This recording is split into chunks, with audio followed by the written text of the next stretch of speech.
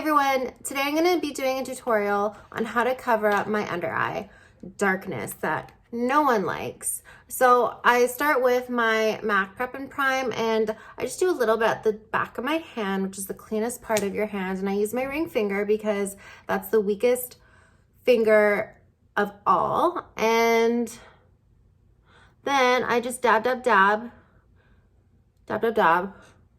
That's quite a bit. So I often take a finger that doesn't have any product on it already if I want to lift anything up, and then it will pick up the residual.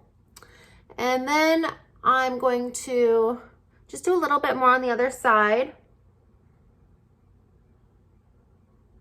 Now my under eyes are quite blue, which is why I use orange, because orange is the opposite color of blue, which is called color correcting. It cancels each other out. So now I'm gonna take my under eye concealer. This is the MAC 24 Hour Fix. And again, back of my hand, ring finger, weakest finger. We don't want to be pulling hard on that delicately, beautifully delicate under eye skin. And don't mind my fingers, guys, it's very quarantine. And I'm just bring that up over top. There we go. You guys would have never known I had super crazy dark under eyes. You guys don't need a lot of fancy tools. I just use my fingers and I work that all the way up. I don't bring it all the way up to the very root of my bottom lashes. If I did that, I mean, it's just that there's so many creases under your eye that it kind of makes it a spot on your face that is prone to creating those, what I call makeup wrinkles. It's where the makeup just falls into the creases, falls into the pores, and then all that does is just enhance all those fine lines that no one wants in the first place, so we might as well not be enhancing them. Okay, and I bring it into the, you guys can see I'm bringing it into the inner corner. There we go. Now I have so many brushes in front of me, I just tend to use my fingers. I could be using all of these millions and bajillions of brushes that I have that are still spread all over my makeup desk here, but I mean, in case you don't have it, now you know how you can go on with your life without them. So it's nice to have those options. Now I'm going to do the rest of my face.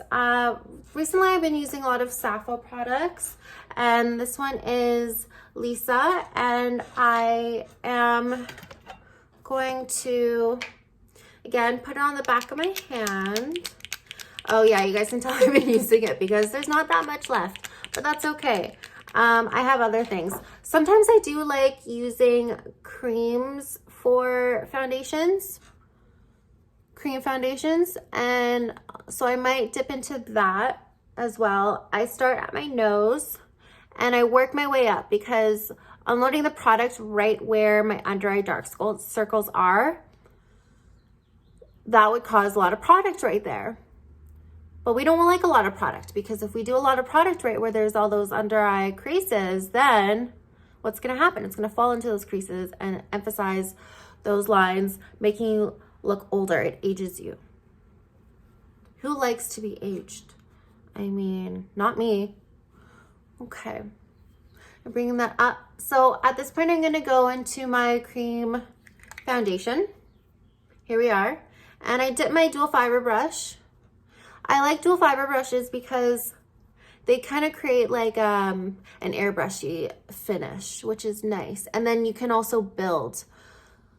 The fact that I just like how you can, yeah, I think that's my favorite part, is that you can build with dual fiber brushes.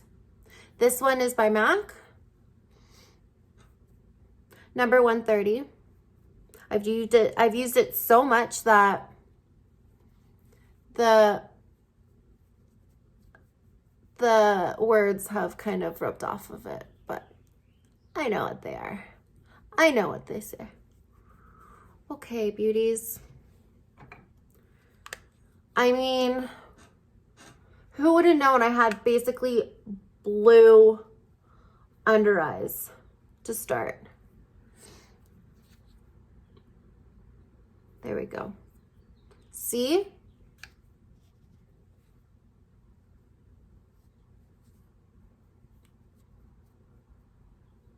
Okay, everyone. So I'm bringing it now over up the top to my forehead. Get it? Get it?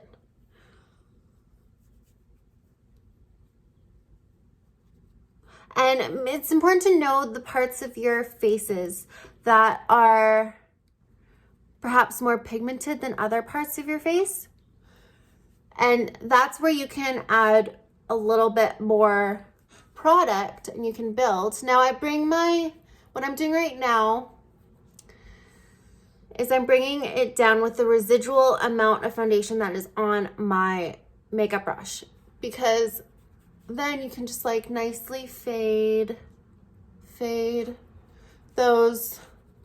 all that foundation down your neck so you're not having a straight line. Just fade it away like you would like your ex-boyfriend to disappear into a big black pitch hole of darkness. But we don't need that right now because we look so good and they only wish that they didn't fade out of our lives, right? Right? Yeah. Okay, cool. So I'm going to continue starting with my contour. And with that, I am going to grab a brush.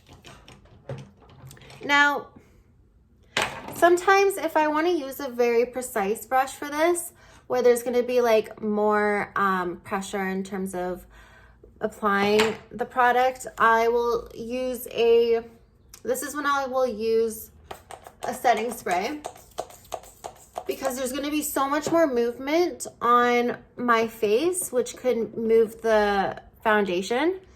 And before that, actually, I'm going to do some setting. I'm going to set my under eye foundation and concealer because, again, like the creases that are so prone to gathering up all those makeup wrinkles that just age us. Again, I'm reiterating why I am so obsessed with not adding too much product, but and also setting it right away so it doesn't fall into those creases. So I'm taking a brush right here and I just have a little bit of translucent powder. And some people like to bake, some people don't. My tip would be, if you are 35 or above, maybe don't bake, because you want to keep that moisture there. And I'm even going to tap a little bit right here. Right here.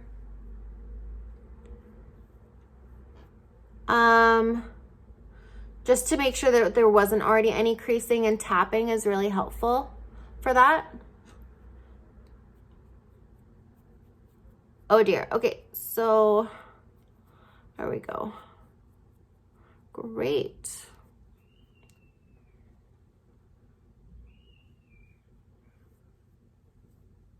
Okay, now I can bake. When I do bake, I bring it all the way up to the ridge of the nose, which will help kind of contour it and blend all that in. There's my triangle, you guys. I'm all about triangles. I can't believe I didn't even bring this up earlier. So I do triangles with my under eye, as opposed to just like a circle right here. I do triangles, and here I'll bake it so you guys can see what I mean by triangles. This